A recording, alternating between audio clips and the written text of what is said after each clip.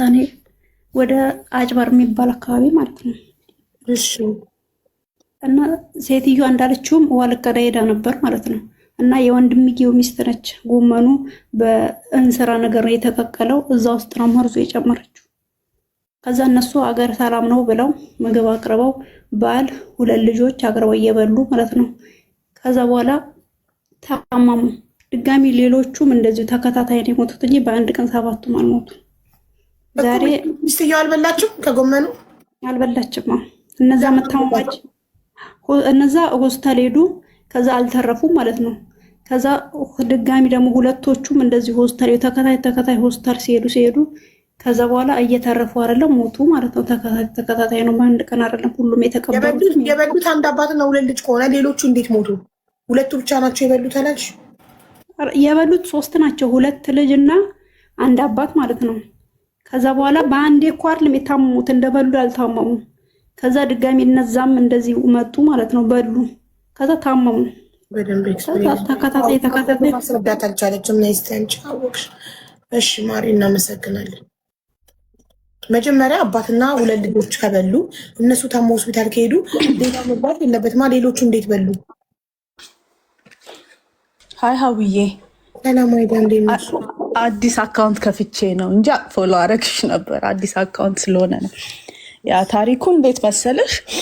እዚህ አሁን እቺ ባለ ታሪኳ እግረኛ ሚዲያ ላይ ቀረበችው እና የምትከሳት ሴትዮ ዝምድናቸው ምንድነው? የወንድማማች ሚስቶች ናቸው 2ቱም ማለት ነው። ኦኬ።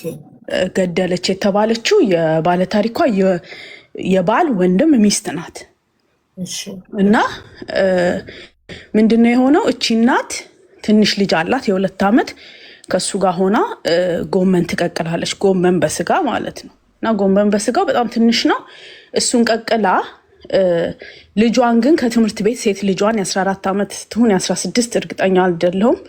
እሷን ከትምህርት ቤት ነይ ቤት ድረሺ ቶሎ ትላትና ሌላ ከተማ ትንሽ ካሉበት ወጣ የሚል እናቷን ለመጠየቅ ስለምትሄድ ልጇን ቶሎ ቤት ድረሺ ትልና ልጇን ቤት አስቀምጣ ሴቷን ትንሹን ልጅ ደግሞ ይዛ ውሃ ልትቀዳ ትሄዳለች።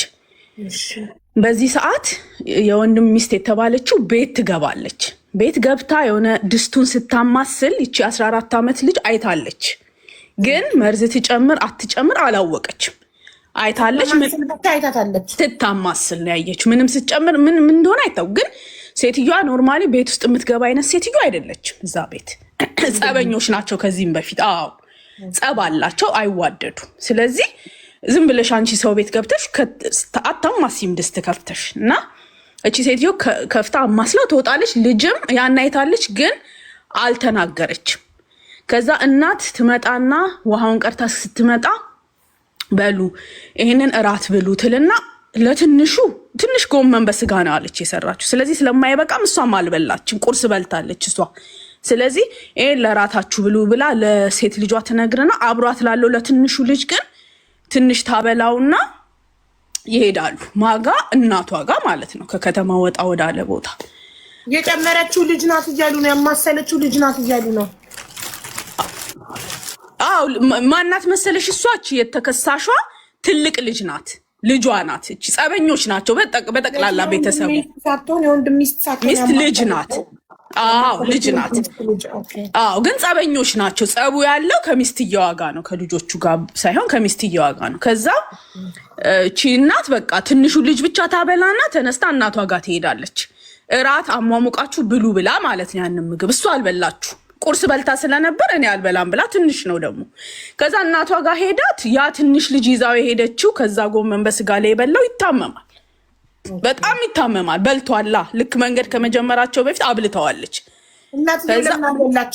እሷ ኦልሬዲ ቁርስ በልታ ነበረ። ሲቀጥል ደግሞ ትንሽ ነው ጎመን በስጋው እና ብዙ ልጅ ነው ቤት ውስጥ ያለው። ስለዚህ አልነካችሁም። በቃ እሷ ጨማምራ ከድና ነው ውሃ ከያልቅባቸው። አዎ ሲቀጥል በቃ ጨማምራ ከዳድና ነው ውሃ ልትቀዳ ሄደችው። ስለዚህ ከዛም በኋላ መታም አልቀመሰችው። ኦልሬዲ ቀመማ ጨርሳ ነው። ከዛ ያ ልጅ ይታመምባታል። ከዛ ከትምህርት ቤት ሲመጡ አንደኛውም ይበላል። በቃ ያሉት ከትምህርት ቤት ሲመጡ ያሉት ይበላሉ። 6 ልጅ ነው የሞተው። ከዛ ይበላሉ። ትጠራለች እሷም ያኛው አብሯት ያለውም ልጅ በጣም ይታመማል፣ ትኩሳት ምናምን ያስታውከዋል፣ በጣም ቮሚት ያደርጋል ምናምን። ከዛ በቃ እሷም ወደ ቤቷ ትመለሳለች። ስትመለስ አድራ ነው የምትመለሰው። ስትመለስ እናቷ ጋር አድራ ስትመለስ በቃ ቤተሰብ ልጆቿ ታመዋል። በኋላ ምን እንደሆነም አላወቀችም። ጎረቤት ምናምን ተሰብስቦ ልጆቹን ሆስፒታል ይወስዳል። ሆስፒታልም ምንም ሊያረጉ አልቻሉም። በቃ የሆነ የምግብ መመረዝ ይመስላል ብለው በቃ ይልኳቸዋል። ከዛ ያቺ ሮብ ነው ቀኑ። ያቺ የተረፈችውን ደግሞ ትናንት ላልበሉት ልጆቿ ደግሞ እናት አሙቃ አሁንም ያም ጎመን በስጋ ትሰጣቸዋለች። እናት አታውቅማ፣ በሽታው ሌላ ነው የመሰላት። ራሷስ እንዴት አልበላችም? እኔ እኮ ግራ የገባኝ ሮብ ቀን ነው። እናትየው እንዴት አልበላችም? የመጀመሪያው ቀን እንዳልኩሽ ሰራርታ ከዳርና ነው በቃ የሄደችው። በሁለተኛው ቀን አሙቃ ለልጆቿ ስትሰጥ እንዴት እናትየው አልበላችም? ሮብ ቀን ነው። ጎመን በስጋ ስለሆነ እሷ ሮብ ስለሆነ ጾመኛ ናት። ስለዚህ ሳትበላት እሷ አልበላችም። ልጆቿም የቀረውን አሟሙቃ በቃ እንዲህ እያለ ባልም ከመቶ ማታ የበላ ነው እሱም ታሟል። እንዲህ እያለ በቃ እየተንጠባጠቡ ግማሹ ወደ አዲስ አበባ ወደ ጳውሎስ ሪፈር ተደረጉ። ግማሹ ደግሞ እዛም ሳይደርሱ ሞቱ፣ ተቀበሩ። በአብዛኛው ብቻ ሁሉም ሞተው እስኪቀበሩ ያለው 11 ቀን ነው አቡዬ። በ11 ቀን ውስጥ ነው። ምክንያቱም አዲስ አበባ ጳውሎስ ሄደው የተወሰነ ቀናት በሕክምና ቆይተው እንትን ብለዋል። ባሏና ትንጡ ልጅ ግን አዲስ አበባ መጥተው ጳውሎስ ሆስፒታል ታክመው ውጤቱም የሚያሳየው መርዝ እንዳለ ግን የመርዙ አይነት አልታወቀም። እና ደግሞ የመጀመሪያ ጸባቸው ምን መሰለሽ አቡዬ፣ ከዚህ በፊት እቺ አሁን ልጆቿን ያጣችው እናት ወልዳ አራስ ቤት ተኝታ እቺ ሴት ቅቤ ልቀባሽ፣ ያው በጉራጌ ባህል ቅቤ ይቀባል አራስ አይደል፣ ልቀባሽ ብላ ልጠይቃት ትመጣና ቅቤ ትቀባታለች ፀጉሯን። እንግዲህ ቅቤ ውስጥ ምን እንደጨመረችበት አይታወቅም። ያቺ እናት ቅቤውን ተቀብታ ከትንሽ ጊዜ በኋላ በቃ ጭንቅላቷን በጣም ያሳክካታል፣ በጣም ያቃጥላታል፣ በጣም እንትን ትላለች፣ በቃ ይረብሻታል። ስትታጠበው ፀጉሯ እንዳለ ከቅቤው ጋር አብሮ ውልቅ አለ። ልክ ይሄ ሄር ሪሙቨር ፀጉርሽ ላይ ስታደርጊ እንዴት ነው ቡጭቅ ብሎ ከቅቤው ጋር ምን እንደገባበት አይተው። በዛ ምክንያት እቺ እናት አራስ ቤት ሆና ምን ብትቀቢ ነው ጭንቅላቴን እንደዚህ ቅቤው ያወለቀው ብላ በጣም ተናዳ ትናገራታለች። ስትናገራት በዚህ ምክንያት ነው ሰዎች እንትን ያለው። እንግዲህ ያችኛዋ ዓመት በፊት የተጣሉ ከ10 ምናምን ዓመት በፊት ነው። ግን በሽማግሌ የሚያስታርቋቸዋል፣ ምን ይላቸዋል። እችኛዋ ግን አሁን ሰው መርዝ ሰጥታለች የምትባለው ሴትዮና ልጆቿ ግን በቃ በእርቅም አይስማሙም፣ ያኮርፋሉ። ቆይ አገኝሻለሁ፣ ይሄ የብቀላ ቃሎች አሉ አይደለ? አገኝሻለሁ፣ ቆይ ማረግሽን ታውቂያለሽ አይነት ነገሮች ትናገራት ነበር 10 ምናምን ዓመት ሙሉ ማለት ነው። እና ይሄ እቺ እናት አሁን ስትናገር ነይ ምግብ ቢ እንኳን ተብላ በሽማግሌ አስታርቀዋቸው ነይ እኔ ቤት ምግብ ቢ ስትባል ራሱ እምቢ ትላለች። ግን ትዝታለች። ሁልጊዜ ዛቻ አለ። አንዳንድ ጊዜ ዛቻን እንደ ትንሽ ነገር አድርጎ ማየት አያስፈልግም። አንድ ቀን ማናት የወንድም ሚስት ትዝታለች ከነ ልጆቿ። አዲስ አበባ የሚኖሩ ልጆች አሏት፣ ከፍ ያሉ ሴቶች፣ ከነሱ ጋር እኩል ሆና ነው። እና አንደኛዋ ልጅ እንዲያውም ከአዲስ አበባ መርዙን አምጥታለች ተብላ የተጠረጠረችው አንዷ ሴት ልጇ ናት። አዲስ አበባ የምትኖር ሴት ልጅ አለቻት፣ እሷ ትሆናለች ብለው ይገምታሉ። ያው እንግዲህ አቡዬ አንዳንድ ጊዜ ሰይጣን ግን እቺ እናት አሁን 6 ልጅ ባለቤቷን ቀብራ በጣም ነው የምታሳዝነው። ማለት እኔ እንጃ እንደ ሀዘን ላይ ናቸው። ያው የቀረበው እግረኛ ሚዲያ ላይ የቀረበ ታሪክ እኮ ነው ጋይስ። እና ልጅ ሴትዮዋ ጥቁር ለብሳ ነው የቀረበችው። 2 days ago ይላል፣ 2 ቀኑ ነው ከቀረበ። እና እናትየው ጥቁር ለብሳለች። እና ታዲያ የቆየ ከሆነ እንዴት እስካሁን ጥቁር ለበሰች? ፍርድ ቤትም ተከሰው ነበር፣ ግን ወጥተዋል። መለቀቃቸው ነው አሁን። እቺ እናት ተጠርጥሮ ብዙ ሰው እዛ አካባቢ ያለው ያው በመርዝ ነው ስለተባለ ብዙ ሰው ተጠርጥሮ እስር ቤት ገብቶ ነበር፣ ግን እነሱንም ጨምሮ ማለት ነው። ግን ያው ከእስር ቤት ተፈተዋል። እና አሁን እቺ እናት እንግዲህ ህዝብ በዚህ ጉዳይ የታሰረ ማንም የለም። በ7 ሰው ሞት ማንም የለም። በጣም ያሳዝናል። ማስረጃ ስላልተገኘ ማለት ነው። አዎ ማስረጃ የለም። እና እቺኛዋ የሞተችው አንደኛዋ ሴት ልጅ ቅድም ያልኩሽ ስታማስል አይታት ነበር ያልኩሽ ልትሞት የሆነ ሰዓት ላይ ምግቡ ግን ምን ሆኖ ተበርዞ ነው እንዴት ይሆን ተብሎ ሲጠየቅ ከሊት ድስቱን ከፍታ ስታማስል አይቻለሁ ብላ ተናግራለች። ግን ያው ልጅቷም ህይወቷ አለፈ ቀምሳ ስለነበረ። ግን ከቆየ በኋላ ነው ቆይ የምናገረው አለ ብላ በቃ ነፍሷን ልትል ስትል ግን እኮ ከሊት ጨምራ ስታማስላለች። ጨምራ አላለችም፣ ስታማስል አየዋለች። ግን አንቺ ጸበኛ ሰው ቤት ገብተሽ ድስት ከፍተሽ ማማሰሏን ገብታ ማማሰሏን ካደች ወይ ካዱ? ከካዱማ በቃ ምን ይደረጋል? ካሜራ የለ። የገጠር ቤት ነው፣ የገጠር ማር ቤት ነው። አዎ የ7 ሰው ነፍስ እንዲህ እንደዋዛ 6 ልጅ እና 1 አባት። ወይኔ ምን አይነት ሰላም ይኖራታል? ግን እንዴት ህይወቷን ትቀጥላለች ሴትዮዋ? ያቺ ገዳይ። አዎ የህሊና ፍርድ ይበልጣል ከምድራዊ ፍርድ እኮ የህሊና ፍርድ። ያሳዝናል። እሺ እሷ እንደዛ ካለች በኋላ ነው ደግሞ ይበሉት ያደረውን እሷ እናቷ ቤት አድራ አያት ቤት ማለት ነው አድራ ስትመለስ የቀረውን አበላቻቸው። አይ እናትየውም ጸጸቱን አችልም ልጆቼን በገዛ እጄ አብልቼ ትላለች። ግን ምን ታርግ? ያሳዝናል። ስለዚህ በቃ ታሪኩን አንስማ። ኦልሬዲ ከሷ ሰማ ነው አይደል ጋይስ? እግረኛው ላይ ያለ አቡዬ እኮ ከፍቼው እኮ ነው። ግን እሳቸው ቀስ እያሉ ስለሚያወሩ ሙሉን የሰማው ሰው አጠር አድርጎ እንዲነግረኝ ጠይቄ ነው። አሻራ የለም ወይ? ገጠር አይደል?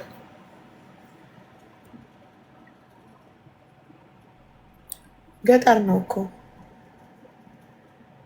በጣም ያሳዝናል። እና መጨረሻ ላይ ነፃ ወጡ። በቃ ምንም መፍትሄ የላትም እናትየው። የቀረበችው ታዲያ እግረኛው ላይ ጀስት ሰው እንዲማርበት ነው።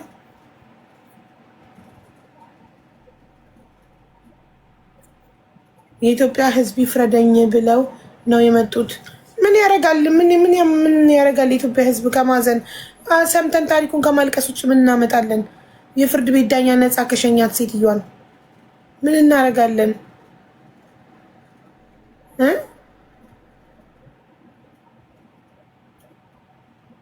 እንደ አዲስ ጉዳዩ እንዲታይላት ድምፅ እንድንሆናት ላሳልፈውና መጨረሻ ላይ እግረኛ ያላት እንስማ ምን ቃል እንደገባላት።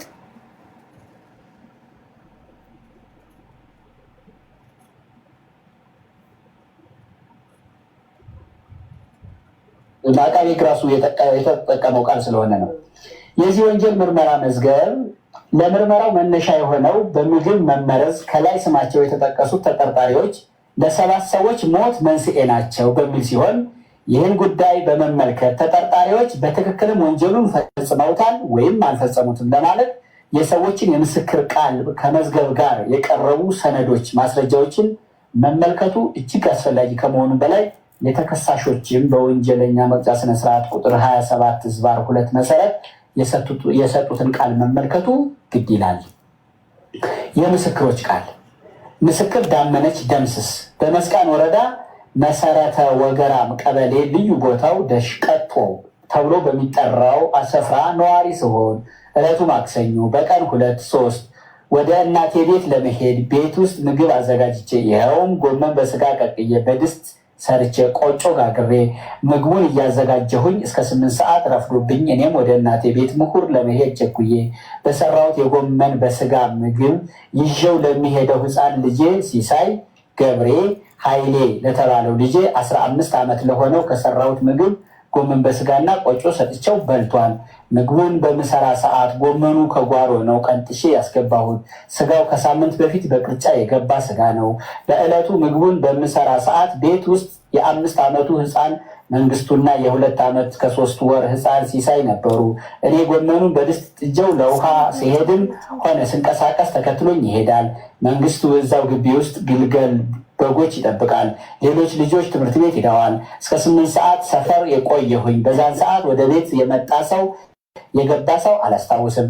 እኔ ምግቡን ሳር ቤት ውስጥ ጥጄ ለሌላ ስራ ወጣ ገባ እያልኩኝ ወደ ጓሮም ውሃ ለማምጣት እየተንቀሳቀስኩኝ ነበር። 8 ሰዓት ሲሆን በሰራሁት ምግብ ከትምህርት ቤት ተመልሰዋል። እኔ ገብሬን ይዤ አህያ ነድቼ ሄድኩኝ። ሲሄድ ለመቅደስ ለተባለች ሕፃን ልጅ ብዙ ጊዜ ቤት ስለማትቀመጥ ምግቡን እዛው ምድጃ ላይ ለቅቄው ሄድኩኝ። ለቅቄው ማለት ነው በጉራጌኛ ቅቄው ማለት ነው። ወደ እኔ ቤት 11 ሰዓት ደርሰን አድረን እናቴ ቤት ምግብ ተሰጥቶን እኔ ስበላ አብሮኝ የሄደው ገብሬ አልበላም ብሎ ሰውነቱ ሙቀት ነበረው። ልብስ አልለብስም ብሎ እየተጨናነቀው ነበር። እኔም ምንም አላለበስኩም፣ አልጠረጠርኩም። አድረን ዕለተ ረቡዕ ቀን 3/3/18 ከቀኑ 1 ሰዓት ወደ ቤቴ ቆቶ ደረስን እና ከደረስኩኝ በኋላ ሰርቸው የሄድኩትን ጎመን በስጋ ደርሼበት ትንሽ የቀረ ስለነበር አሙቄ ጠራርጌ ለ3ቱ ልጆች ለመክብብ ለሲሳይና ለመንግስቱ ሰጠኋቸው። ጨርሰው በሉ። ከዛም ማታ ላይ ሁላቸውም ልጆቹ አሟቸው ነበር። ማታም ማክሰኞ ማታ አደሩ። እንዳመማቸው አቃጠለን ሆዴን ብሎ መክብብ ነገረኝ። እንዳስታወከውም ነገረኝ። ረቡዕ ማታም እኔ ባለሁበት ሁሉም ልጆች አመመኝ ቢሉኝም በልዩነት መክብብና ተክሉ በጣም እያመማቸው ነበር። መክብብ አስታወከው። በዚህ ሁኔታ ረቡዕ አደር። ሐሙስ ውሎ ልጆቹም ትምህርት ቤት ሳይሄዱ ዋሉ። ሐሙስ ዋልንና ማታ ላይ በጣም አመማቸው። በጊዜ በግምት 1 ሰዓት ዲላ ያለው ልጄ ታምራት ደውሎ ከኃይሌ ጋር በስልክ ተነጋገሩ። በአጋጣሚ ለሰላምታ በደወለበት ኃይሌ ልጆቹ አሟቸዋል ብሎ ነገረው። ከዛም ትንሽ ቆይቶ ታምራት ለአሸናፊ ለተባለው ጎረቤት ልጅ ደውሎ እያያቸው ብሎ መሰለኝ አሸናፊ ገበያው ቤታችን መጥቶ እኔ ልጆቹ ይዤ ስለነበር መቅደስ እራት ሰጥታቸው ለእኔ አቅርባልኝ አከፋፊያቸው። ኃይሌ እና አሸናፊ ቆጮ በስጋ በሉ። ሌሎች ልጆች ቀመሱ እንጂ ብዙም አልበሉም። አሸናፊ ወደ ቤቱ ሄደ። ከምሽቱ በግምት 8 ሰዓት ሲሆን መክብብ በጣም ሲታመም ለምንድን ነው ግን ክፍለ ሀገር ምናምን ልጆች ሲታመሙ ቶሎ ሐኪም ቤት የማይወስዱት? ይህኔ እኮ እነዚህ ልጆች ቶሎ ወዲያው እንዳመማቸው ሐኪም ቤት ተወስዶ ቢሆን ኖሮ በቤት ውስጥ እያስታወቁ እየተሰቃዩ ባይቆዩ ኖሮ እኮ ሆዳቸው ታጥቆላቸው ይድኑ ነበር። ነብስ ካልወጣ ሐኪም ቤት አይወስዱም እንዴ? አሸናፊ ኃይሌ ደውሎለት ኃይሌ አሸናፊ ከሽመልስ ጋር መጡ። ቀጥሎ ሀብቴና 2 ሚስቶቹ አልማዝና ሙሉነሽ መጡ። ከዛም አሸናፊና ኃይሌ መክብብን ይዘው ሄዱ። ኃይሌና ሚስቶቹም ሄዱ። ሀብቴ በጠዋት ተመልሶ ተክሉንና መንግስቱን ይዞ ሐኪም ቤት ሄደ። ከዛም ሀብቴ ከቀኑ በግምት 8 ሰዓት 2ቱን ልጆች ይዞ ተመለሰ። ቢመለሱም አልተሻላቸው። በዛው ሰዓት መክብብ ሞተ። ኃይሌና አሸናፊ ይዘው መጡ። ከዛም አስከሬኑ እዛው ለቅቄ በህይወት ያሉትን ዕለተ ዓርብ ቀን 05/3/18 ወደ ቡታጅራ ሆስፒታል ተክሉን፣ መንግስቱን፣ መቅደስና ሲሳይን ይዘን መጣን። ከዛም ቡታጅራ መክብብ ቤት ውስጥ ሲሞት ነው መቅደስና ያችኛዋን ይዘው ወደ ሆስፒታል የሄዱት። የእሱን አስከሬን እዛው ቤት ውስጥ ተው ዩሲ ተሰቃይቶ 5 ቀን ሙሉ ቤት ውስጥ ተንፈራፍሮ ነው የሚሞተው። ወዲያው ኑሩ ግን እንዳታመሙ ትኩሳታቸው እንደታየ ቢወሰዱ ይድኑ ነበር። ረስም በኋላ ተክሉ ሞተ። ተክሉን አስከሬን ይዘው ሄዱ። እኔም እንዴት እንደሆነ አላስታውስም። ዕለተ ቅዳሜ 3ቱን ልጆች መቅደስ፣ መንግስቱና ሲሳይን ይዤ ቡታጅራ ከተማ አርሴማ አስገባኋቸው። አርሴማ ትንሽ እንደመሻል አላቸው። እኔ ተክሉንና መክብብን ለማስቀበር ወደ ቤት ሄድኩኝ። ከአርሴማ ድጋሚ ወደ ቡታጅራ ሆስፒታል ተመለሱ። እኔ ማስቀብሬ ዕለተ እሁድ ወደ ቡታጅራ ተመለስኩኝ። ዕለተ እሁድ መቅደስና ገብሬ አንድ ላይ ነበሩ። መንግስቱ ሌላ ክፍል ነበር። የ3ቱ ቅደም ተከተል አሟሟታቸውን አላውቀውም። ዕለተ ሰኞ ቀን 8/3/18 ሲሳይ ኃይሌ አበራ እኔም ወደ ጳውሎስ ሆስፒታል ሄድን። ሰኞ ጳውሎስ እንደደረስን ሞተ። ኃይሌ አበራ ማክሰኞ ማታ ሞቶ አስከሬን ወደ ቤት ሲሄድ እኔ ጳውሎስ ሆስፒታል እኔን ለብቻዬ አንድ ክፍል ሽታ አለ። አይኔን አቃጠለኝ ድስቱን ስከፍት አለች እኮ። ማን ያለችው? ይህንንም እየሰሙ ነው ያበሏቸው። ለመማር ከልጄ መለሰ ኃይሌ ጋር አቆዩን። እኔ ስለተፈጠረብኝ የልጆችና የባለቤቴ 7 ሰው ሞት በህመማቸው ሰዓት ምንም አልጠረጠርኩኝም ነበር።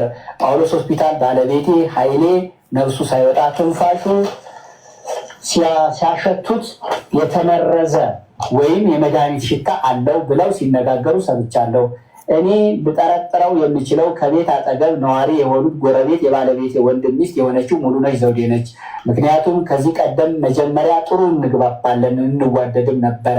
በግምት ከ18 ዓመት በኋላ አቦነሽ ኃይሌ የወለድኩኝ ጊዜ አራስ እያለው ሙሉነሽ ቅቤ ቀብታኝ ሙሉ ፀጉሬ ሙሉ ተመለጠ ነው በቅቤ ነው ወይስ ያን ጊዜ ከመድኃኒት አርጋ በቅቤ ትክክል።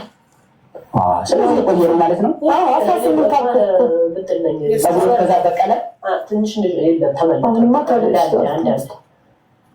ከዛ በኋላ ግን ፀጉሮት እንትን አለ። ቅቤውን እሷ ነች ያመጣችው። እሷ ነው እንደ ጉርብትና እቀባለሁ ብላ ከሆነ ከንትን ካወቀችው ነገር አምጥታ ስትቀባት ወደው ማታ አሳክኮ ጀመራት። ከዛ ግልፍፍ አለ። በጣም የመሀላ በጣም ቅቤው መድኃኒት አድርጋ እንደቀባችኝ ነው የማውቀው። ከዛን ጊዜ ጀምሮ ጸበኛ ነን። ይህንን የፈጸመችብኝ ጉዳይ ለአንዳንድ ከነገርኳቸው ሰዎች ወሬው ተሰምቶ ሙሉነሽም ባለቤቷን በቤተሰብ ጋብቻ እንድትገኝ ስም አጥፍታለች በማለት ከሰሱኝ። ለ4 ዓመት ያህል ተጣልተን አንነጋገርም። ከ4 ዓመት በኋላ ሙሉነሽ ራሷ የእህቷ ባል ሆነው አስታረቁን። ብንታረቅም እንደ መጀመሪያው አንቀራረብም፣ አንተማመንም። ከመቀራረብ ይልቅ ከልጆቼ ጋር ትጣላለች። ከአቦነሽ ጋር በተደጋጋሚ መንገድ ስታገኛት ጠብቂኝ እሰራልሻለሁኝ ብላት ስትዝትባት ከልጄ ገብሬ ጋርም ተጣልታ ከኔም ቆይ ጠብቀኝ እያለች ስታስፈራራት ከእርቅም በኋላ እኔ ወደ ቤቷ እገባለሁኝ። ብገባም አትቀርበኝም። እሷ ግን እኔ ቤት አትገባም። አቦነሽ ታማ ሰው ሲገባ አንድም ቀን አልጠየቀቻትም። በጥቅሉ ሁሌም በጥርጣሬ ነው የምንተያየው። በዚህ ዓመት በግምት ከ5 ወር በፊት እኔ ቤት ስሰራ ቤቱ ያለቀ ቀን በተሰራው የምግብ ዝግጅት እኔ ምግብ ስልክላት አልበላም ብላ ምግቡን ለልጆች መለሰችው። እንዲሁም የልጆቹን ህመም ሰዓት በራሷ ጊዜ ማታ ላይ ሐሙስ ማታ ሙሉነሽ ወተት ይዛ መጥታ ለመክብብና ለሲሳይ ላጠጣቸው ብሞክርም ቀምሰው ለቀቁት ወይም ተውት ማለት ነው በሷ ቋንቋ። በሰዓቱ ልጆቹ በሞቱ ሰዓት መክብብ መሞቱን በሰማሁኝ ሰዓት ተደናግጬ ሳለቅስ ገና ከኋላሽ ለማለት ነው ከኋላሽ የሚከተልሽ ነገር የምትከሽ አታውቂም ተረጋጊ እያለችኝ በማላገጥ እሳቤ እኔ የተሯሯጥኩ በእጇ የከብት ማሰሪያ ገመድ ይዛ በቤቷ በር በኩል መንገድ ሳልፍ ተረጋጊ፣ ሌላም የሚከተልሽን አታውቂም ብላ አለች። እንዲሁም በቅርብ ሰዓት የሙሉነሽ ልጅ አሰፋሽ የተባለች የእናቴን ስም አጥፍተሻል በማለት ዝታብኛለች። በአሁኑ ሰዓትም በመስቀል በዓል በዛሽ ሀብቴ የተባለች ሌላ ከተማ ነበር የምትኖረው። ለመስቀል ከመጣች አልተመለሰችም።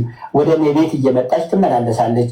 የስልክ ቻርጀር ለመቸረጅ በማንኛውም ሰዓት ሰው ኖረም አልኖረም ገብታ ትቸርጃለች፣ ስልኳንም ትወስዳለች። በልጆቹ ህመም ሰዓትም በዛሽ ውሻሽ አልመጣችም። ሌላ ጊዜ ትመጣለች። የግቢ ውሻም ማበዛሽን በየጊዜው ስለምትመጣ ምንም አይላትም፣ ለምዷታል።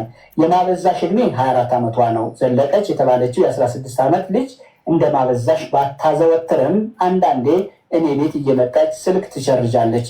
እናታቸውም ባትገባም ልጆቹ ቤት ይገባሉ። ቻርጅ እሷ ቤት የለም፣ አይቸርጅም። የእነሱ ቤት መብራት የላቸውም። ባላቸውም አይቸርጅም። የኔው ቸርጃለ። ከልጆቹም ቻርጅ ያደርጋል ማለት ከልጆቹም ይቀራረባሉ። ዕለተ ማክሰኞ ወደ እናቴ ቤት ሲሄድ የሙሉነሽ ቤትን አልፌ ነው የሚሄደው። በራቸው ላይ ሳልፍ ግቢያቸው ውስጥ ሙሉነሽም ዘለቀችም ማበዛሽም ነበሩ። አይተውኛል፣ ግን አላነገርኳቸውም። በለቅሶ ሰዓትም ሌሎች የወንድሞቼ ሚስቶች አልማዝ፣ አቦነሽ መሰለች ከኔ ጋር ሲጨነቁ ቤቴ ውስጥ ሲሆኑ ሙሉነሽ ትመጣለች፣ ትሄዳለች። የሀዘን ስሜትም የላትም። እንዳውም ገና የሚከተልሽን አታውቂም ብላ አላገጠችብኝ። ከሁሉም ቤት የሚቀርበው የሙሉነሽ ቤት ነው። አጥር ነው የሚለየን። እኔና ባለቤቴ ተጣልተንም አናውቅም። ከሌላም ሰው ጋር አልተጣላንም። የተጣላነው ሰው የለም ስል ቃሌን ሰጥቼ ተነቦልኝ ፈርሜያለሁኝ።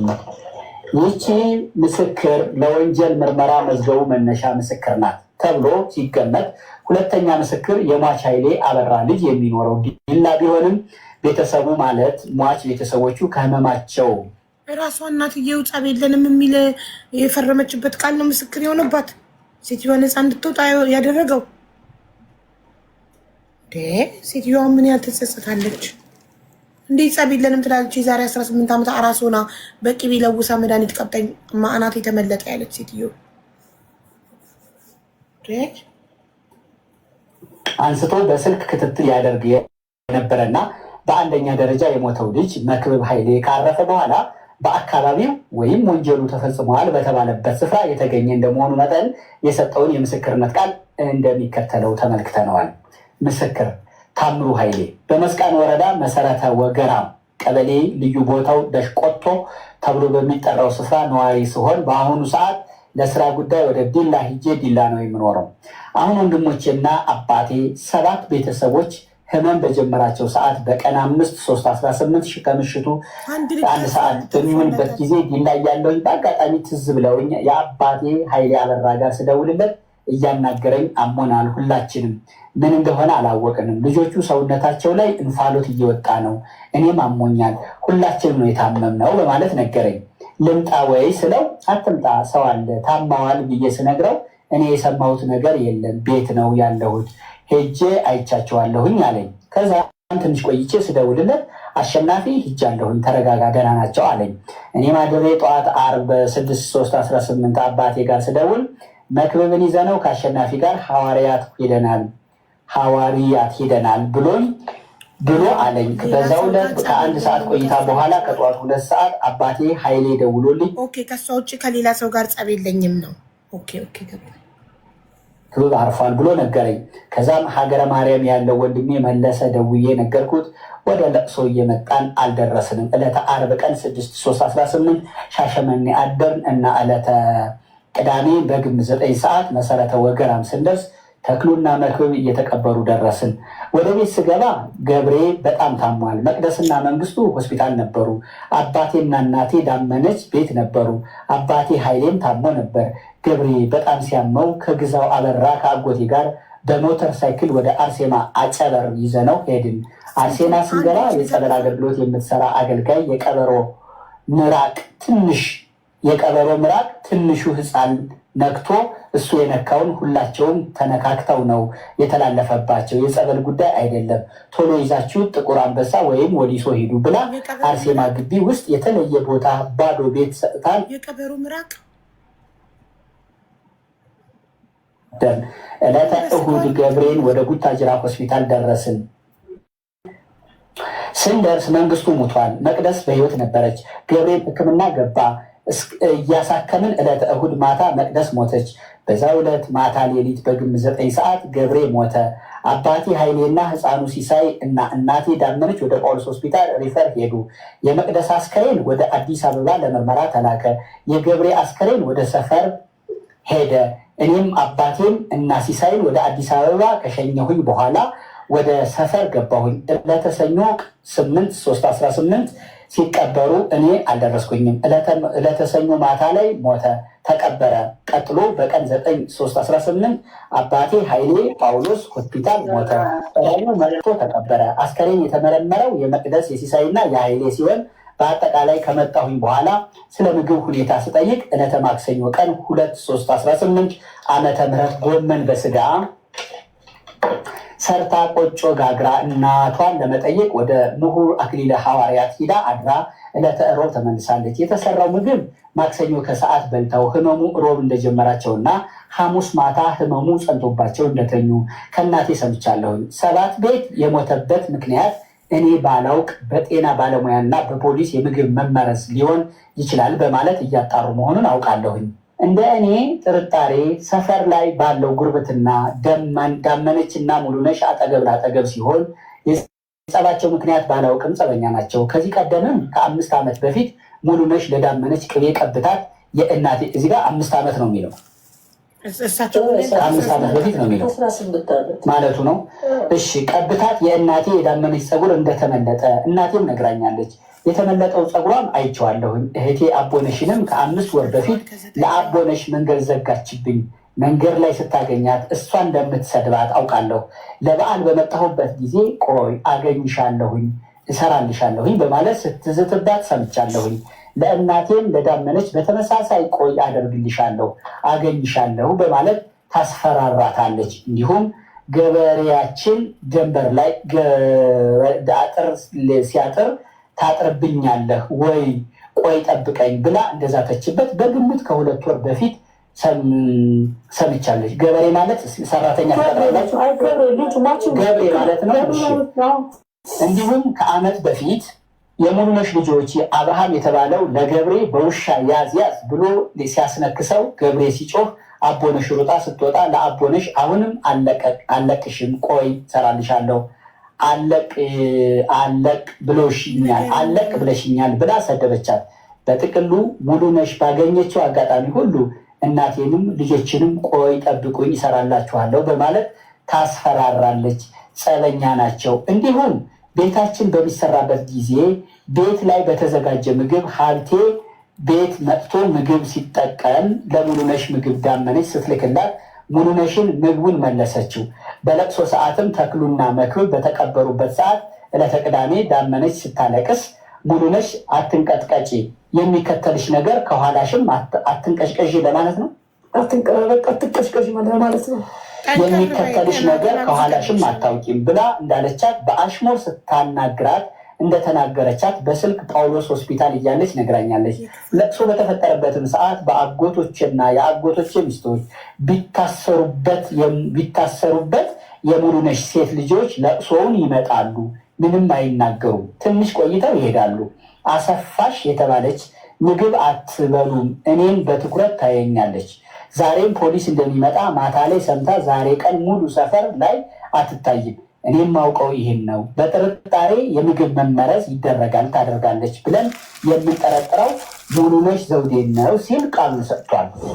ምስክር አቦነሽ ኃይሌ ሶስተኛ ምስክር ተብላ የምስክርነት ቃሏ በወንጀል ምርመራ መዝገቡ ውስጥ ስሟ ተጽፎ የተመለከትነው አቦነሽ ኃይሌ የሟች ኃይሌ አበራ ልጅ ስትሆን የሰጠችው የምስክርነት ቃል ከአንደኛዋ ዳመነች ደምስስ እና ከሁለተኛ የሟች ልጅ የሆነው ታምሩ ኃይሌ የምስክርነት ቃል እምብዛም የተለየ ስላልሆነ በድጋሚ መጻፉ አስፈላጊ ሆኖ አላገኘ ነው። ለመረዳት ከተፈለገ የወንጀል ምርመራ መዝገቡን መመልከት ይቻላል። አራተኛ ምስክር ተብላ ስሟ የተጻፈው አቦነሽ ሺሰማ ስትሆን ሌላ ናት እቺ አባይነሽ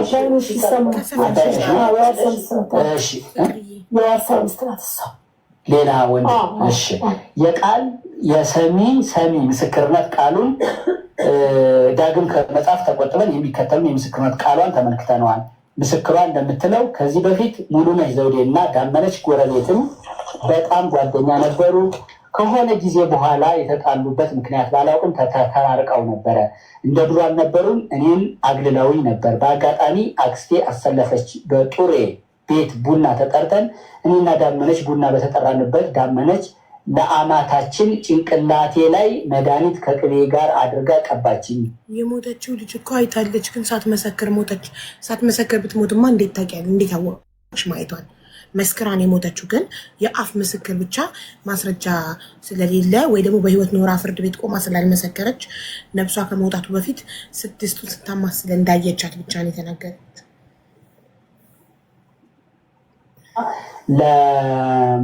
ለአማታችን ስትነግራት ሰምቻለሁ። አማታችንም ለዳመነች ተይ እንደዚህ አይባልም ስም አጠፋሽ ብለው በቆስ ይከሱሻል ሲሏት ሰምቻለሁ። ከወር በፊት የሟች ልጆች እናት ዳመነች ይቺ ሙሉነሽ ጠምዳኛለች ብላ ስትናገር ሰምቻለሁ ተናግራለች። ከ6 ወር በፊት የሟች ባለቤት እና እናት ዳመነች ቤት ሲሰሩ ተጠርታ አልተገኘችም። ምግብ ሲላክላት ሙሉነሽ ምግቡን መልሰዋለች። ይህን አውቃለሁ። በአጠቃላይ ሟች ገብሬና አቦነሽ ኃይሌ ጋር ከሙሉነሽ ጋር ተጣልተውና እንደማይግባቡ አውቃለሁ። አቦነሽ በህይወት አለች፣ ቤት አልነበረችም። አቦነሽ እና ሞላሽ ወጋየው ጓደኛሞች ናቸው፣ ይደዋወላሉ፣ ይዋደዳሉ። ሙሉነሽ ከዚህ በፊት ይቺ ጉቶ ብላ ሰደበቻት ብላ ነግራኛለች። እኔ በቀለ ዘውዴ፣ ትዕዛዙ ጥላሁንና ነጋሽ ብርሃኑ የጉዳዩን ሁኔታን በደንብ ያውቃሉ እያልኩኝ የምስክርነት ቃሌ ሰጥቻለሁ። እኔ እዚህ በታሰርኩበት የዚህ የቡታጅራ ነዋሪ የሆነች ሴትዮ እነ ትዕዛዙን ልትጠይቅ መጥታ ነበር። የእነ ትዕዛዙ ቤተሰብ ናት። ነገር ግን እነሱን ምግብ ይዛ ልትጠይቅ በመጣችበት ሙሉነሽ ከነ ልጆቿ የኃይሌን ቤተሰብ አጠፋች አይደል ብላ ስታወራ ሰምቼ ኃይሌ ቤት የሚገቡት አንደኛ ማበዛሽ ሀዜ፣ ሁለተኛ ዘለቀች ሀዜ ቤተኛ ናቸው። ነገር ግን መክብብ ሲሞት ዘለቀች ትምህርት ቤት ሄዳለች። ለቅሶ ቤት አልነበረችም። ለቀብርም ከመጣች በኋላ እንደ አጎት ልጅ ወይም እንደ ጎረቤት ለቅሶ ላይ አልተገኘችም። ሙሉነሽ እናቷ ወደ ቤት ሂጂ ትላታለች። እንደ ሌሎች የአጎት ልጆች ዘለቀች ለቅሶ ቤት አልተቀመጠችም። በወቅቱ ዳመነች እቤት ተበሳጭታ ራሷን ልታጠፋ ስትል መሰለች ደርሳ አስለቅቃታለች። ማበዛሽ ሁልጊዜ ዳመነች ጋር ቻርጅ አድርጋለሁ ብላ ትገባለች። ስለዚህ እኔ ይህንን ነው የማውቀው ስል የምስክር ቃል ራሷ ልታጠፋ ስትል ሰው የደረሰላት እናትየው ናት። 6 ልጆቿ የሞቱባት እሷ ናት ወይስ ገዳይ ናት? ተጸጽታ መቼም ገዳይ ተጸጽታ አይሆንም። ሰጥቻለሁ የሚል ነው። እናትያ ከላይ ስማቸውና የምስክርነት ቃላቸውን የገለጹት ሰዎች እንዳለ ሆነው 5ኛ ምስክር አልማዝ የሰጠችው የምስክርነት ቃል ከላይ ከተሰጠው የምስክርነት ቃል ጋር ተመሳሳይ በመሆኑ በድጋሚ መጽሐፉ አስፈላጊ ሆኖ አላገኘ ነው። የሰዎችን የምስክርነት ቃል ከላይ እንደተገለጸው ሲሆን የሰነድ ማስረጃን በአጭሩ እንደሚከተለው ተመልክተነዋል። የሰነድ ማስረጃ በማዕከላዊ ኢትዮጵያ ክልል መንግስት ህብረተሰብ ጤና ኢንስቲትዩት በቁጥር C5/36/14/729 በቀን 28/7/18 የተጻፈ የላብራቶሪ ላሙና ምርመራ ውጤት መነሻ ከኢትዮጵያ ህብረተሰብ ጤና ኢንስቲትዩት የሆነ 39 ገጽ አማርኛ ቅጂ ቃል ተሰጥቶናል። ይህም ሰነድ በመደምደሚያነት አጠቃላይ ምርመራዎች ለተከሰተው ጉዳት ምክንያት የሆነ የስነ ህይወታዊ ወይም ንጥረ ነገር መለየት አልተቻለም የሚል ነው። የመርዙ አይነት ማወቅ አልተቻለም። የጎመን በስጋ ውስጥ የከተተችው የመርዝ አይነት ነው የሚለው ዳግማዊ ሚኒሊክ ሪፈራል ሆስፒታል በቁጥር 32/44/2018 በቀን 16/4/2018 ዓመተ ምህረት የተጻፈ የሟች መቅደስ ኃይሌ የአስከሬን ምርመራ ውጤት 2 ገጽ ከክሱ ጋር ተያይዟል። ይህም የሰነድ ማስረጃ በተደረገ የአስከሬን ምርመራ የሞቱን ምክንያት መለየት አለመቻሉን ያስረዳል። ከቅዱስ ጳውሎስ ሆስፒታል ሚሊኒየም ሕክምና ኮሌጅ በቁጥር 13/41/364 የተሰጠ የሟች ኃይለማርያም አበራ የአስከሬን ምርመራ ውጤት 4 ገጽ ከአማርኛ ቅጂ ጋር ከመዝገቡ ጋር ተያይዟል። ከዚህ ምርመራ የአንትራክስ እንዲሁም ከፍተኛ መድማት፣ ትኩሳት የሚያስከትል የማርበርግ በሽታ ሊሆን ይችላል የሚል ነው። የተጠርጣሪው ቃል ተጠርጣሪ ሙሉነሽ ዘውዴ በመስቃን ወረዳ መሰረተ ወገራም ቀበሌ ልዩ ስሙ ደሽቆቶ ከተባለው መንደር በቀን 5/3/18 ከሌሊቱ በግምት 8 ሰዓት በሚሆንበት ጊዜ ከጎረቤታችን ነዋሪ የሆነው ኃይሌ አበራ የተባለው ወደ መኖሪያ ቤታችን ድረስ መጥቶ ልጄ መክብብ ኃይሌ በድንገት ታሞብኛል፣ ድረሱልኝ፣ ሐኪም ቤት ልወስደው ነው ሲለኝ እኔ ሙሉነሽ ዘውዴ ባለቤቴ ሀብቴ አበራና አልማዝ ሽገዳ ለማለት ነው ሸገዳ ነው የሚለው የተባልነው አብረን ኃይሌ ቤት ሄደን ስንደርስ መክብብ ኃይሌ እያቃሰተ ታሞ ደረስን። ሌሎችም አንደኛ ሁለተኛ ተክሉ ኃይሌ፣ ሁለተኛ መንግስቱ ኃይሌ መጠነኛ ህመም ነበራቸው። ለጊዜው በጣም የታመመውን መክብብን ወላጅ አባት ኃይሌ ይዞት ወደ ጣቢያ ይዞት መሄዱን አይቻለሁኝ። የቀሩትን 2 ታማሚዎች ሀብቴ ይዟቸው ጤና ጣቢያ ሂዶ ከዚያ በኋላ ህፃኑ ልጅ መክብብ ኃይሌ መሞቱን ሰማሁኝ። በማግስቱም የቀሩት ታማሚዎች ቡታጅራ ሆስፒታል መጥተው ሲታከሙ ሞቱ። በዚህ በደረሰው አደጋ አንደኛ ኃይሌ አበራ፣ 2ኛ መክብብ፣ 3ኛ ሲሳይ፣ 4ኛ ገብሬ፣ 5ኛ ተክሉ፣ 6ኛ መንግስቱ፣ 7ኛ መቅደስ ኃይሌ ባልታወቀ ምክንያት መሞታቸውን አውቃለሁኝ ስል ቃሌን ሰጥቻለሁኝ። ተጨማሪ ቃል ከዚህ ቀደም ከኃይሌ አበራ ባለቤት ዳመነች ደምስስ ጋር በልጆች ምክንያት ማለትም ልጅ አብርሃም ሀብቴና የዳመነች ልጅ ገብሬ ኃይሌ ጋር ተጣልተው በዚህ ምክንያት ከዳመነች ጋር ተጣልተናል። ከ3 ዓመት በፊት በግምት 3 ዓመት ይሆናል። በዚህ ምክንያት አቦነሽ ኃይሌ ውሻ ልታስነክሳት ነው አለችኝ። እኔ በውሻ አስነክሼ አስበልቻ አውቃለሁ ወይ? እድሜሽ ይጠር በማለት ለአቦነሽ ሰደብኳት። ከዚህ ቀደም ከዳመነች ደምስስ ጋር አቦነሽ ኃይሌ የተወለደች ጊዜ ለዳመነች ቅቤ ስቀበዋት ከዚያ በኋላ አመመኝ ስላለች ሟች ዋርሳዬ ኃይሌ አብረን ጨርቆስ ለጊዜው ያሉትን ስም ያላወቁት አስታርቀውን ነበር። ቢያስታርቁንም ለየብቻችን ነው የምንኖረው፣ ቡና ለየብቻችን ነው የምንጠጣው፣ ተለያይተናል በማለት ተጨማሪ የተከሳሽነት ቃል ሰጥታለች። ሁለተኛ ሟች ዋርሳዬ ማለት የባሏ ወንድም አስታርቆ ተገደለ። በገዛ እጁ አስታርቆ በመርዛብል ተገደለ። ዘለቀች፣ 3ኛ ማበዛሽ፣ 4ኛ ሀብቴ አበራ፣ 5ኛ ገበየው፣ 6ኛ ግዛው አበራ፣ 7ኛ መሰለች ኩሪ፣ 8ኛ ሞላ መቻል፣ 9ኛ ነጋሽ ብርሃኑ። ከተራ ቁጥር 2 እስከ ተራ ቁጥር 9 ያሉ ተጠርጣሪዎች ድርጊቱን አለመፈጸማቸውን ለፖሊስ ቃል ሰጥተዋል። ይህንንም ከፖሊስ የምርመራ መዝገብ ማየት ይቻላል።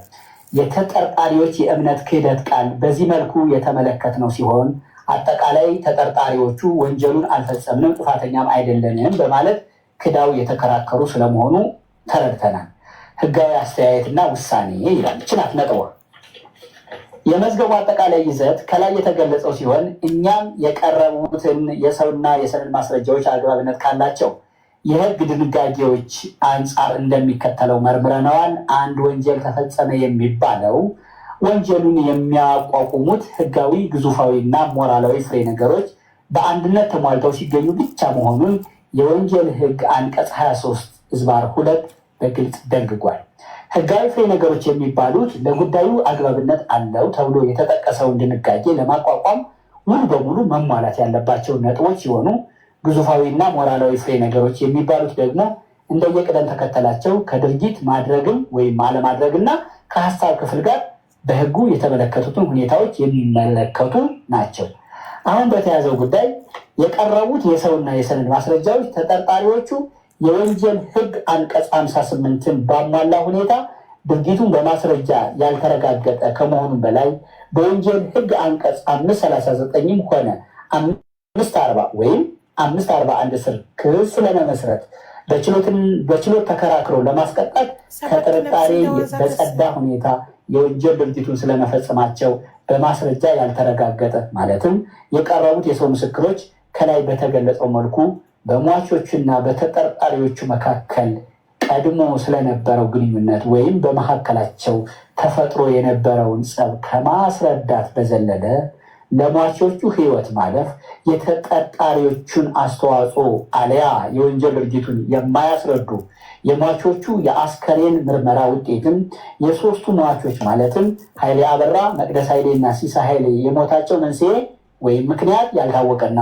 ይህንን ሊደግፉ የሚችሉ ማስረጃም የሌለ በመሆኑ በጥቅሉ ተጠርጣሪዎቹን በሰው ግድያ ወንጀል ከሶ ከጥርጣሬ በጸዳ መልኩ አስረጂ የሆኑ ማስረጃዎችን ይዞ ቀርቦ ጥፋተኝነቱን ለማረጋገጥ የሚያስችሉ የሰውም የሰነድ ማስረጃ የሌለ በመሆኑ የምርመራ መዝገቡን በወንጀለኛ መቅጫ ስነ ስርዓት ህግ ቁጥር 42(1) ሀ መሰረት የዘጋን መሆኑን እንገልጻለን። ለግልባጭ አለ ለማዕከላዊ ኢትዮጵያ ፍትህ ቢሮ፣ ሀላባ፣ ለመስቃን ወረዳ ፍርድ ቤት ቡታጅራ፣ ለምስራቅ ጉራጌ ከፍተኛ ፍርድ ቤት ቡታጅራ፣ ለሟች ቤተሰብ ለእናንተ የተሰጠውን ነው ይዛችሁልኝ የመጣችሁ። ያነበብኩት ይሄ ነው፣ ታሪኩ ይሄ ነው። በጣም ያሳዝናል። ልጆቻችሁን በማጣታችሁ አቃቤ ህግ በዚህ መንገድ ነው የዘጋው። እናንተ ለምን ተዘጋብን፣ ፍትህ ይገባናል ብላችሁ አሁንም የኢትዮጵያ ህዝብ ይስማን፣ ራሱ የማዕከላዊ ኢትዮጵያም ክልል የምስራቅ ጉራጌ ዞን ፍትህ መምሪያ ይስማን ብላችሁ ነው የመጣችሁት። ሀዘን ህይወቶቻችሁን እማዬ የሀዘን ዳርቻ ያደርገው። እንዲሁ በምን ቃል መጽናናት እንደሚችል አላውቅም። እግዚአብሔር ያጽናዎት፣ በጣም እግዚአብሔር ያጽናዎት ማለት ነው የምፈልገው። የቀረ ብትሉት አለ እንደው ፍትህ ከፈጣሪ በ5 አቦ ናቸው፣ በ7 ስላሴ፣ በ6 ማናቸው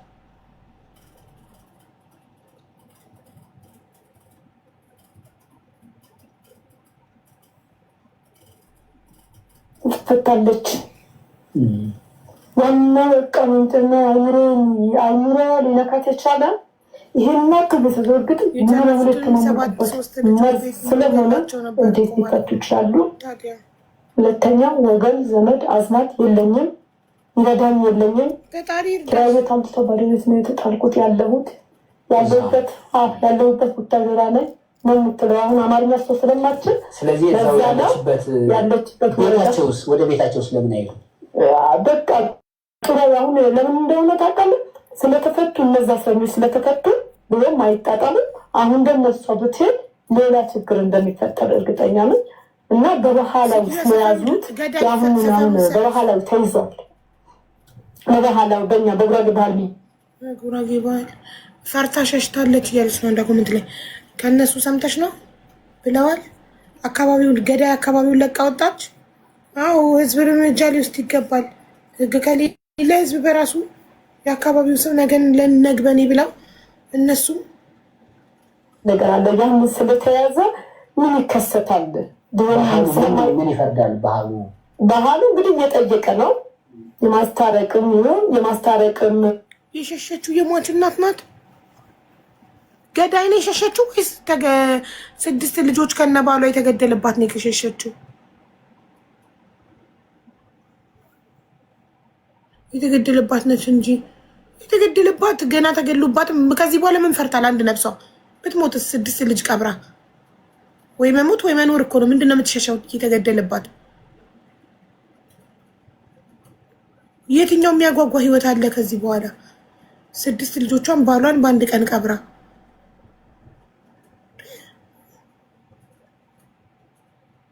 ጥረት ይሁን ለማወጣጣት ማወጣጣ ተባለ። አሁን ፍርድ ቤቱ አሁንም እኛ መዝገባችን ክፍት ነው፣ መዝገብ ዘጋን ማለት አይደለም። መዝገባችን ክፍት ነው።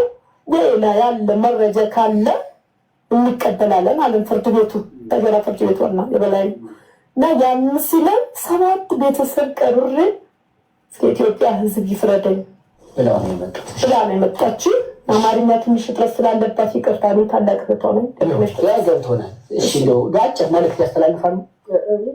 እኔ በቃ እናስተላልፋለን። እግዚአብሔር ያመጣብኝ እኔ ከዛ ምንም በቃ ችግር የማያውቀው ነገር የለም እኮ የታወቀ ነገር ነው። ችግር በጣም ነው የደረሰብኝ። የደረሰልኝ ሰው የለም፣ ያገዘኝ የለም። ምንም አልደረሳቸው ጎረቤት ናቸው ይህን ያክል ያቆዩኝ ማለት ነው። ምን አይደርስባቸው። ስለዚህ ድረሱልኝ፣ የኢትዮጵያ ህዝብ ከጎን የሆኑ ነው። ሽማዬ በሰላም ተመለሱ። ወደ ቡታጅራ ነው የምትመለሱት። እግዚአብሔር በሰላም እግዚአብሔር ያጽናችሁ። ተመለሱ። አመሰግናለሁ። በዚህ ጉዳይ ላይ ምናልባት ስማቸው የተጠቀሰም እንደ ተጠርጣሪም የተጠቀሱ ሰዎች ለምንለዋለን በእኛ በኩልም ካሉ እሰየው፣ እነሱንም ይዤ ለመምጣት እሞክራለሁ። የተለየ ታሪክ አላችሁ ተነግሮ የሚያስተምር ወይ በታሪካችሁ ልትታገዙ ስለምትችሉ እያመረታችሁ ከሆነ ምርቱን አገልግሎትም ካለ ቢዝነሱን በስነ አእምሮ በስነ ልቦና ባለሙያዎችም ታግዘን እና አሁን እቺ ሴትዮ ምንም መፍትሄ አታገኝም ማለት ነው። በቃ ፍርድ ቤቱ ዘግቷል። 3 ልጆች አሏት መርዙን ያልበሉ እኮ እነሱ ልጆች የት ነው ያሉት? ቤት ውስጥ ስለሌሉ ነው የተረፉት አይደል? ስለዚህ እናትየው ብቻ ቀረች። ከቤት ውስጥ ያልበላችሁ እሷ፣ መርዙን ያልበላችሁ እሷ ብቻ ስለነበረች ማስረጃ አላገኘችም። እንግዲህ እዚህ ምድር ላይ ፍትህ የለም። ፈጣሪ እኔ ሰው ትሆናለች ብዬ አላስብም። 6 ልጅ ከነባል ቀብራ በ11 ቀን ውስጥ በጣም ያማል። ግን ማለት ነው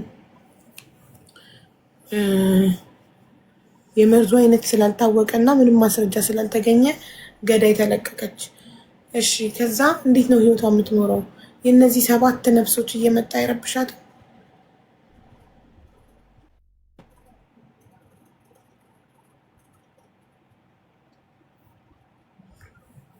ያሳዝናል። አይጠጉም ብላ እኮ ነው አፈር ልብላ እኮ ያው ትንሽ ስለነበር ልጆች አይጠጉም ብላ ባለመብላቷ እሷ ተረፈች። ግን አሁን እቺ ሴትዮ ሚዲያ ላይ ቀርባ የኢትዮጵያ ሕዝብ ይፍረደኝ ብላ መጥታ ራሷን ማጥፋቷ አይቀርም። ልታጠፋ ስትል እኮ ጎረቤት ደርሶባት ነው ያተረፋት እና ያው አጋጣሚውን ካገኘች ማጥፋቷ አይቀርም። ግን በጣም ይገርማል። ማን የመረዛቸው? የወንድም ሚስት ጎረቤት 18 ጸበኛ ሰው ከጠላቱን አቅፎ እንዴት ይኖራል? እየዛተችባቸው ሁልጊዜ እየናቀቻቸው፣ እየሰደበቻቸው፣ እያንቋሸሸቻቸው አካባቢ ቀይረው ቢሄዱስ? ሰው እኮ የሚዝተውን ነገር እኮ አንድ ቀን ያደርጋል። ሰው ጠላቱን አቅፎ ከጠላቱ ጋር ጎረቤት ሆኖ እንዴት ይኖራል? አሁን እናትየው በህይወት ከኖረች እድሜ ልክ ጸጸት ነው። ምን አለበት ጥንት ይሄንን አካባቢ ደቅቄ በሄድኩ ኑሮ ጥንት ትል ነበር። አሁን የግርሳት ቢሆንባት ዋጋ የለውም። ታሳዝናለች። በቃ ፍትህ የለም።